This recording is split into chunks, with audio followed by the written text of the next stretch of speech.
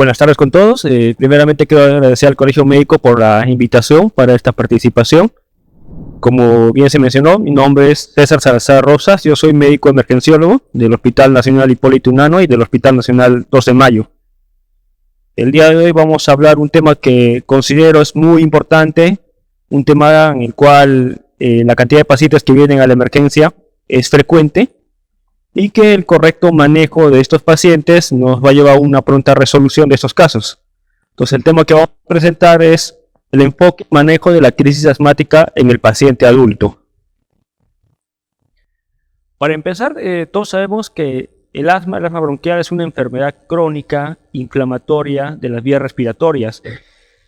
Esta enfermedad va a estar dada o mediada por una respuesta inflamatoria a través de las células inflamatorias que va a desarrollar un montón de síntomas en el paciente, y los síntomas son de tipo variable, los cuales van a hacer que venga a la emergencia.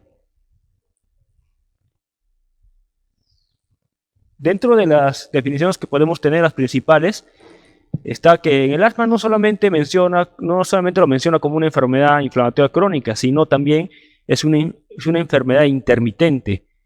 ¿Qué quiere decir? Que puede ser diagnosticada, puede ser tratada en la infancia y quizás estar ausente por muchos años y volver a presentarse después, o recién presentarse cuando el paciente ya es adulto.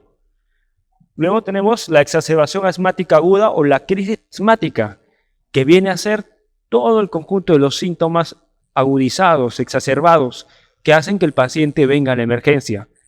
Y tenemos el estatus asmático, que es un episodio severo, y este se presenta cuando el paciente viene a la emergencia con la crisis asmática, recibe el tratamiento de primera línea y a pesar de ello, el paciente no resuelve este episodio.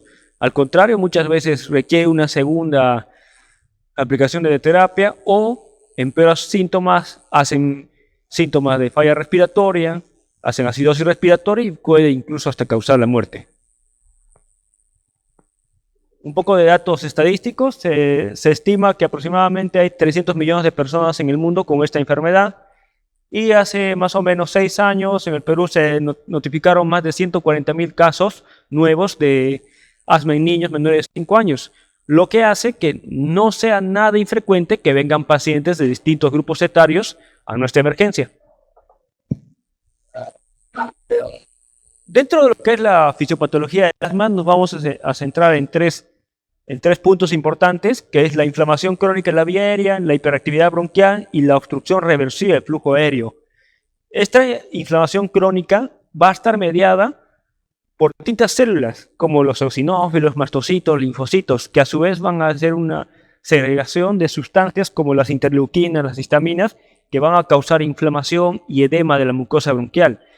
Y en cuanto a la hiperactividad bronquial, esta se va a presentar como respuesta hacia un estímulo, hacia un factor desencadenante externo que va a causar que el músculo liso se contraiga, va a disminuir la luz del músculo liso, llevando a que el paciente presente la sensación de falta de aire.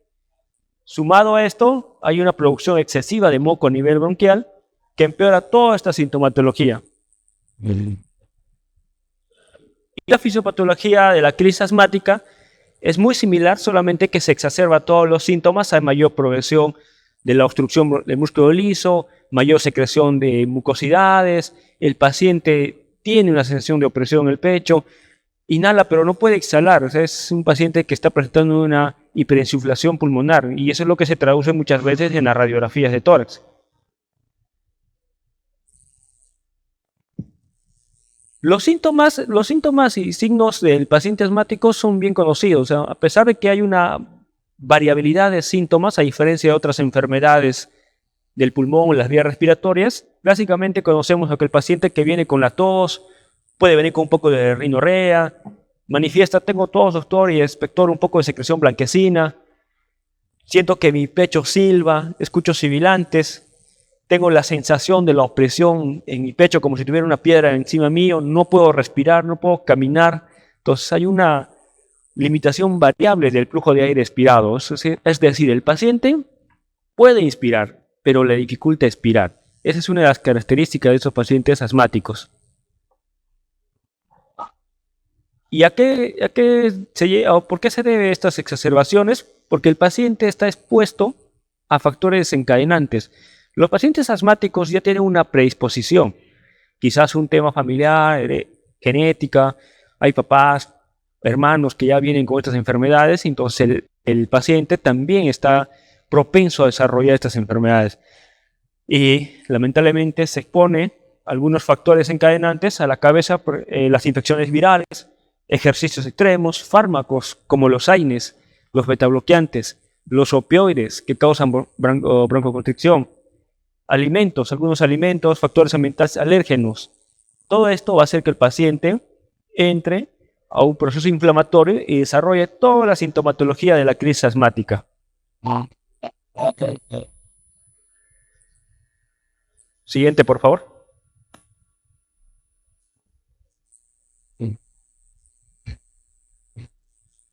Bueno, es importante que nosotros en emergencia logremos clasificar la severidad de la crisis asmática del paciente, porque de esto va a depender el tratamiento y de esto va a depender el pronóstico del paciente.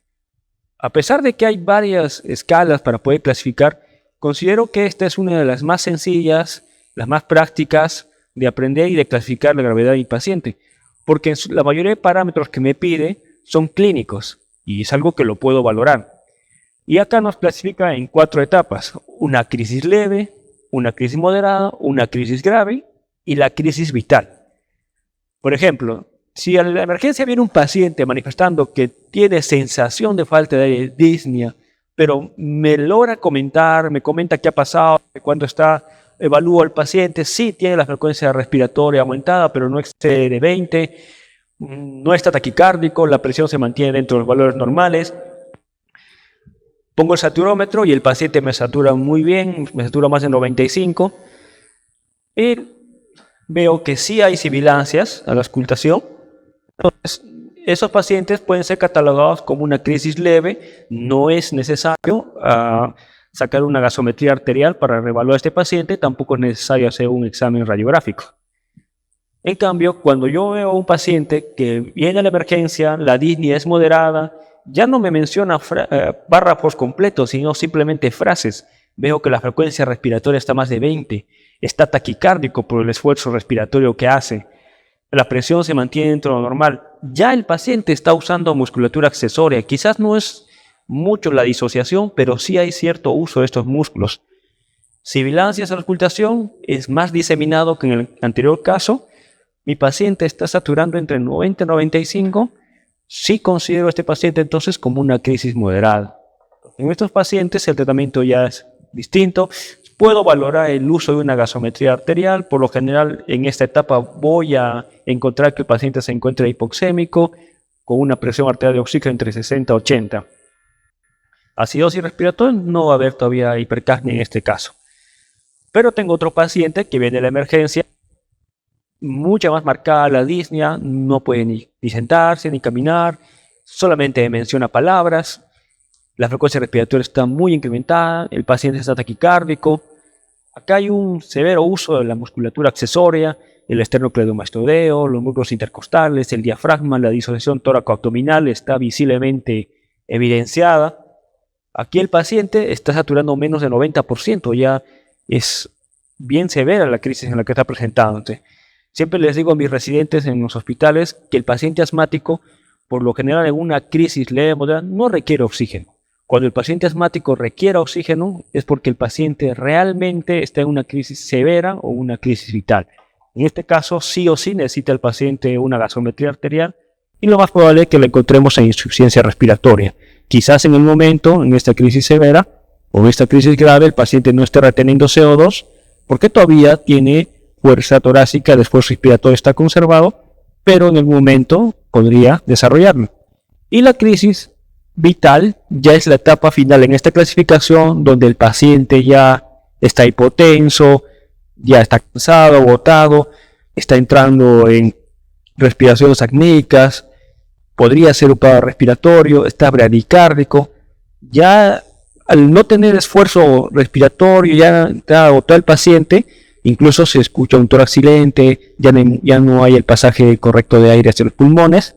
Y estos pacientes ya desarrollan, por esos motivos, acidosis respiratoria, haciendo una hipercapnia. Entonces el paciente debe ser manejado en una unidad de cuidados intensivos, en una unidad de trauma shock. Siguiente, por favor. Dentro de las guías y algunos artículos también se menciona otra clasificación en cuanto a lo que es la crisis vital o los pacientes severamente afectados. En realidad menciona sobre el asma casi fatal y la crisis asmática vital. En realidad son dos etapas muy similares, muy parecidas, el manejo es completamente similar. Las pocas diferencias que puede haber es que el paciente con un asma casi fatal va a tener una exacerbación que va a requerir sí o sí la intubación y el soporte oxigenatorio por ventilación mecánica. A diferencia del paciente que viene con una crisis asmática vital, que en un pequeño número de casos pueden responder a una terapia no invasiva, pero lo más probable es que sí termine también con soporte oxigenatorio por ventilación mecánica. Siguiente, por favor. Algunas comparaciones entre ellos, como les dije, tienen mucha similitud. Ambos el tratamiento va a ser el mismo, un tratamiento en un área crítica, soporte invasivo. Ambos van a presentar acidosis respiratoria. El trastorno de sensorio en el asma casi fatal es bien marcado. En la crisis vital el paciente ya desarrolla también trastorno sensorio propio del agotamiento respiratorio, propio de que estás aumentando el CO2, la hipercapnia, pero todavía es reactivo a algunos estímulos. Siguiente. El pronóstico de ambos es bien malo, muy reservado. Requiere un manejo muy intensivo, muy especializado. De lo contrario, estos pacientes fácilmente podrían fallecer. Siguiente, por favor. Es importante que nosotros, al evaluar un paciente que venga a la emergencia con una crisis asmática, hacer el diagnóstico diferencial. Hay muchas enfermedades que nos pueden causar similitudes o signos parecidos y confundirnos a la evaluación, pero una de las principales enfermedades que nos puede causar errores en el diagnóstico es la enfermedad pulmonar obstructiva crónica. Vamos a hacer una pequeña comparación para poder discernir y ver cuál es cuál. Por ejemplo, siguiente, por favor. La edad. Siguiente. En el asma, como se ha hablado, puede aparecer a cualquier edad. El niño, el joven, el adulto puede desarrollar y recién ser diagnosticado en cualquier edad. En cambio, en la enfermedad pulmonar obstructiva crónica, por lo general son personas adultas. Siguiente, por favor. Mayores de 40 años. Siguiente. El tabaquismo. El tabaquismo está más en relación con el EPOC, con la enfermedad pulmonar obstructiva crónica. La diferencia con el asma es que el tabaquismo no es un factor etiológico, pero sí es un factor desencadenante de crisis asmática. Siguiente. Siguiente, por favor. Siguiente. La atopía. La atopía o los pacientes atópicos están relacionados con el asma.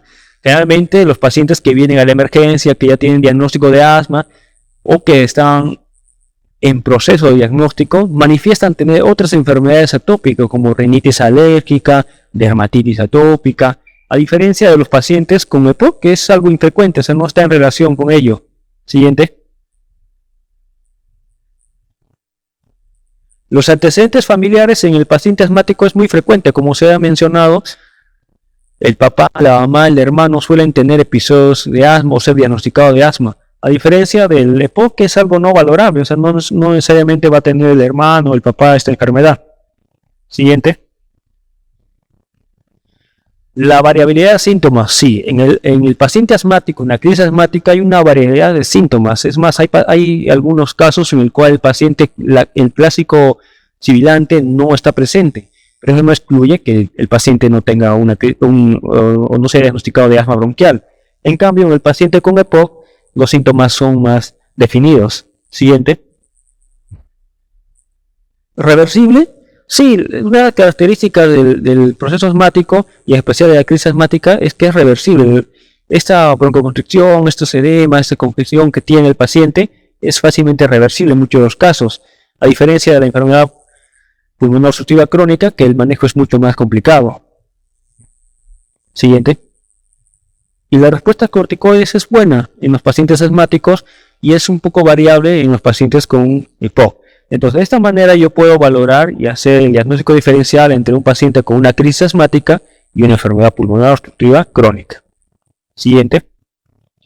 Pero hay otras patologías en las cuales el paciente puede presentar dificultad respiratoria, puede venir a la emergencia, y vamos a clasificarlo en dos grupos etarios, ya considerando que los pacientes mayores de 15 años se tratan como un adulto.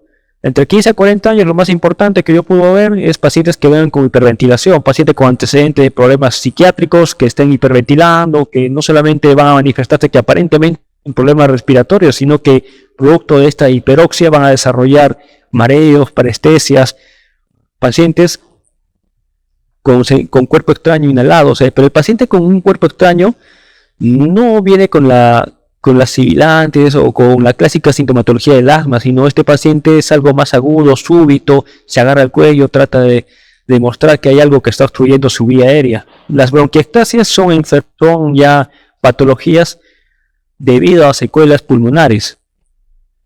Y en las personas mayores de 40 años, donde sí es más común otras enfermedades, está por ejemplo el tromboembolismo pulmonar, a diferencia de la crisis asmática, donde la crisis asmática no aparece de manera brusca, súbita, sino va empeorando gradualmente. El paciente con un TEF sí tiene una clínica súbita, disnea súbita, taquicardia, dolor torácico, quizás antecedente de haber hecho viajes prolongados, haber estado mucho tiempo sentado o tener antecedente de trombosis venosa.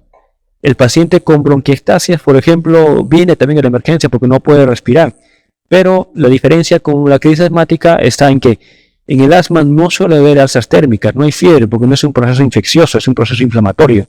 Los pacientes con bronquiectasia, por lo general, como se mencionó, las bronquiectasias son secuela de algo. El paciente tuvo una enfermedad previa pulmonar, desarrolla, deja su bronquiectasia y esas lesiones seculares fácilmente son infectadas.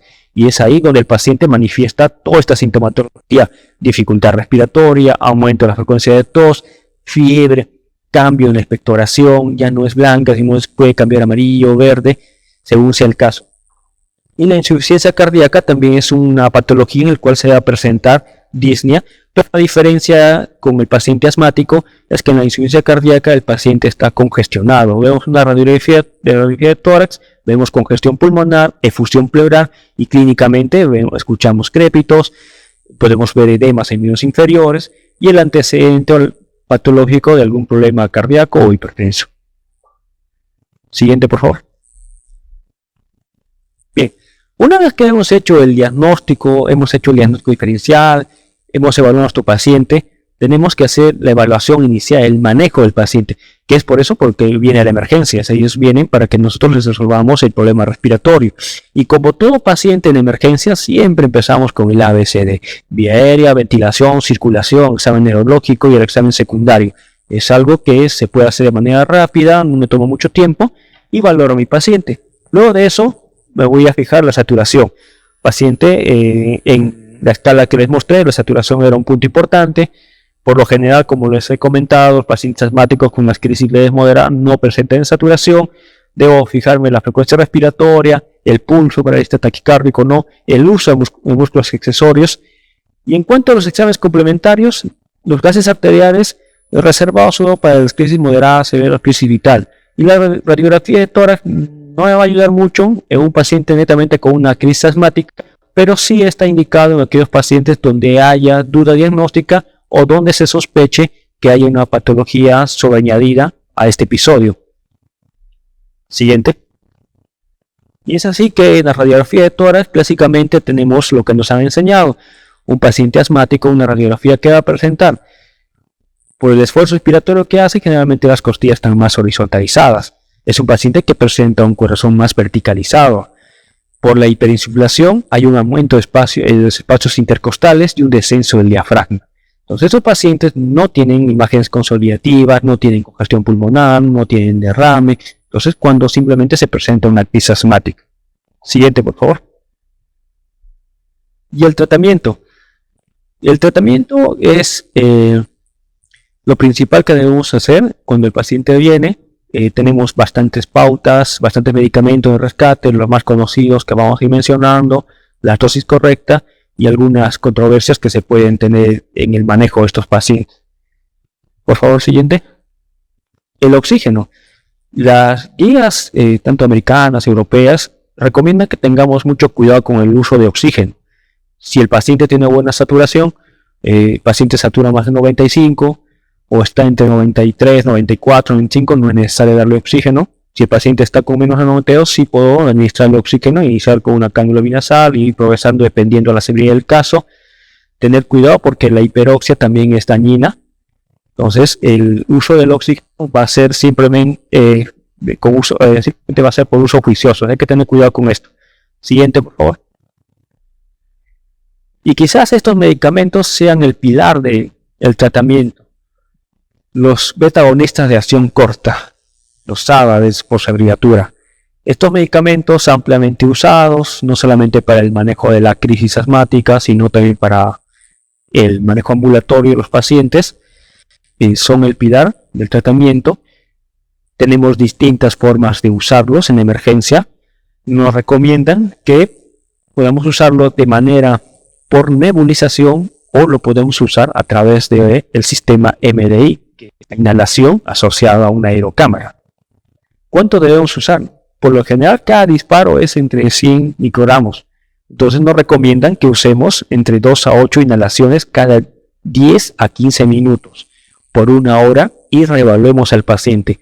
Tenemos que recordar que estos medicamentos tienen un inicio de acción entre 3 a 5 minutos y un efecto de acción a los 15 minutos aproximadamente. Tenemos la opción de usar la nebulización, sí. Va a depender que en nuestro centro de salud tengamos el dispositivo para hacer la nebulización y la dosis que nos recomiendan es de 2.5 a 5 miligramos cada 20 minutos durante la primera hora.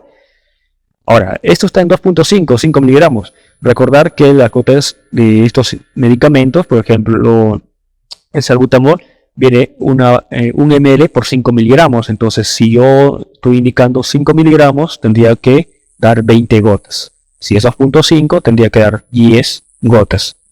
Y si quiero usar la nebulización de manera continua, lo hago durante una hora y la dosis es un poco más, 10 a 15 miligramos. Entonces solamente tendría que hacer el equivalente en gotas para poder nebulizar a mi paciente.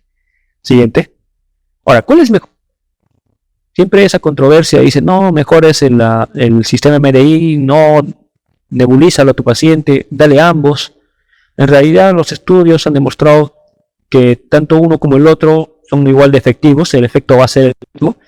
Ambos tienen ventajas como desventajas, pero puedes usar el que esté a tu disposición. Siguiente. Y acá están justamente las comparaciones. La eficacia es igual en ambas vías, el inicio de acción como se ha mencionado es rápido, en un par de minutos.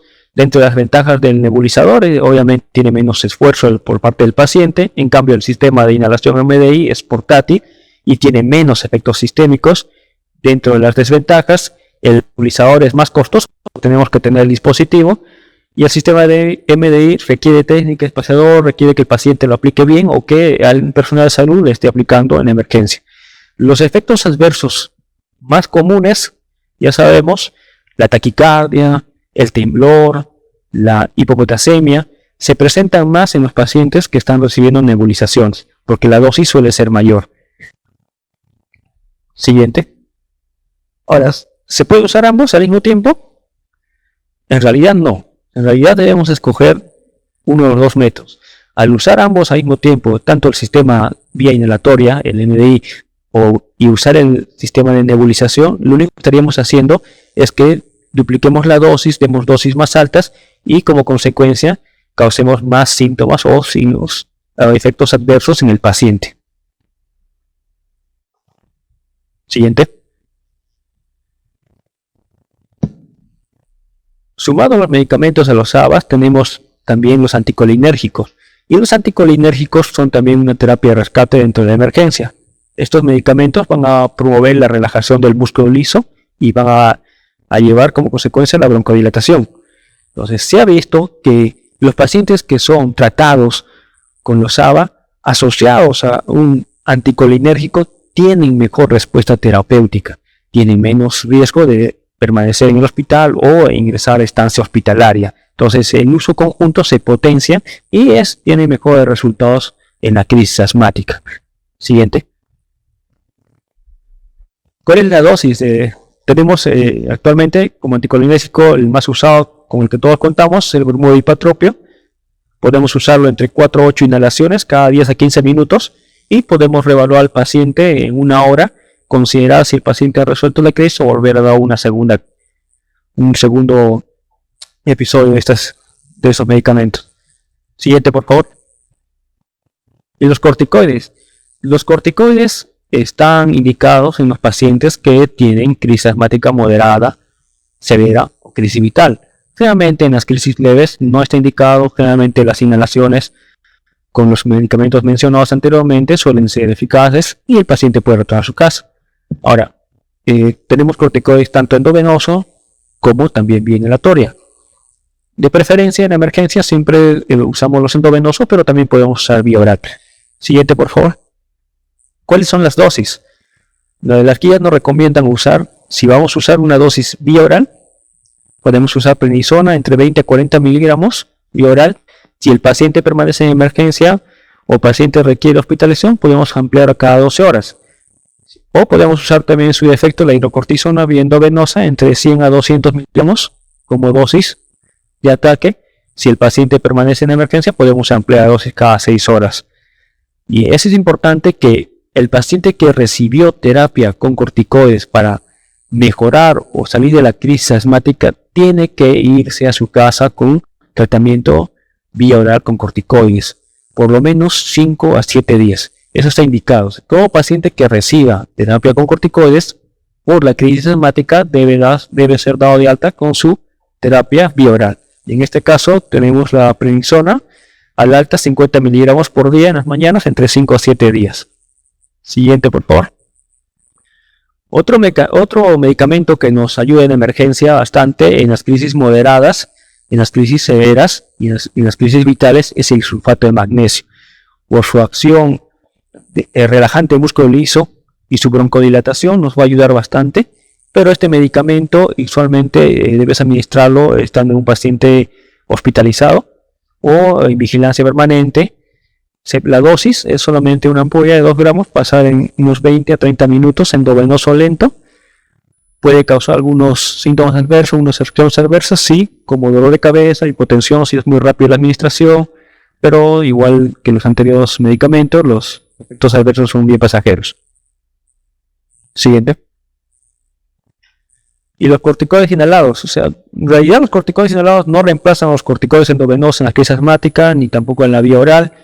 Podemos usar fluticasona por aerocámara, 2 pads podemos usar cada 15 a 20 minutos por una hora y igualmente reevaluar al paciente. Siguiente, por favor. La epinefrina, adrenalina, solamente va a estar reservado para los casos severos, no se usa de manera rutinaria. Solamente en los casos donde haya una crisis vital, una asma casi fatal, casos severos, se puede usar porque tiene 2 efectos agonistas bien importantes. Su efecto beta-2 adrenérgico es un potente broncodilatador y su efecto alfa agonista va a reducir lo que es la producción de mucosidad en las vías respiratorias y eso va a ayudar a que el paciente pueda tener mejoría. Ahora, siguiente, por favor. ¿Cuál es la dosis de administración? La dosis de administración de la adrenalina o epinefrina es de 0,3 a 0,5 miligramos de manera intramuscular. Se ha visto que en lo que es reacciones adversas, anafilaxia, crisis asmática, la vía de preferencia es la intramuscular porque la biodisponibilidad es mejor. Para seguir con el tratamiento, muchas veces vamos a tener pacientes gestantes que vienen a la emergencia por una crisis asmática. En ellas el tratamiento no varía. Se ha demostrado que los medicamentos que usamos usualmente para tratar personas, en este caso no gestantes, no tienen efectos teratogénicos o dañinos es el feto. Entonces, el tratamiento de rescate va a ser igual en una gestante como en una no gestante. ¿Y cuándo yo considero que debo hospitalizar a un paciente? Voy a considerar hospitalizar a un paciente cuando, a pesar de la terapia de rescate, no hay respuesta. El paciente sigue con saturación por debajo de 92, el paciente está empeorando, o veo que el paciente está haciendo acidosis respiratoria, entonces esos pacientes requieren quedarse en hospitalización. Siguiente, por favor. Siguiente, siguiente. Por favor, sigue. Otra alternativa de tratamiento que se menciona en algunas guías, artículos, para los pacientes que presentan una crisis vital, un paciente con una crisis asmática severa, es la ketamina. Aunque son pocos los estudios que se han hecho, y más en personas, en niños, en la población infantil, sí ha habido demostración de que ha habido mejoría del broncoespasmo, mejoría clínica de estos pacientes cuando se ha administrado ketamina en áreas obviamente de cuidado crítico a dosis de 0,2 miligramos kilogramo en bolo durante 5 minutos y se deja una infusión de 0,5 miligramos kilogramo hora durante 3 horas. Son pequeños artículos, estudios que han hecho que sí ha habido beneficio en las personas que lo han usado. Siguiente. Entonces, como mencionaba, los criterios de hospitalización: no respuesta al tratamiento inicial, pacientes que tengan saturación de oxígeno menos 92%, o aquellos pacientes que hayan tenido historial de un episodio de crisis vital o que hayan estado intubados por un episodio asmático previamente. Siguiente. ¿Y cuáles son las indicaciones para intubar a un paciente en el contexto de una crisis asmática? Bueno, el deterioro del estado mental, el trastorno de sensores es una de las principales indicaciones, la bradicardia, la taquipnia severa, el paciente que esté en bradipnia, paciente que entra en paro cardiorrespiratorio, paciente que tenga un tórax silente, la cianosis generalizada y la acidosis respiratoria son indicaciones para que este paciente reciba manejo más invasivo a través de un ventilador mecánico. Siguiente. Como mencioné, el tratamiento de las gestantes no difiere del tratamiento de la demás población, es el mismo, podemos usarlo con total seguridad. Siguiente. Y bueno, para terminar, quiero agradecerles a todos y les muestro una foto de la ciudad donde yo soy, Quillabamba.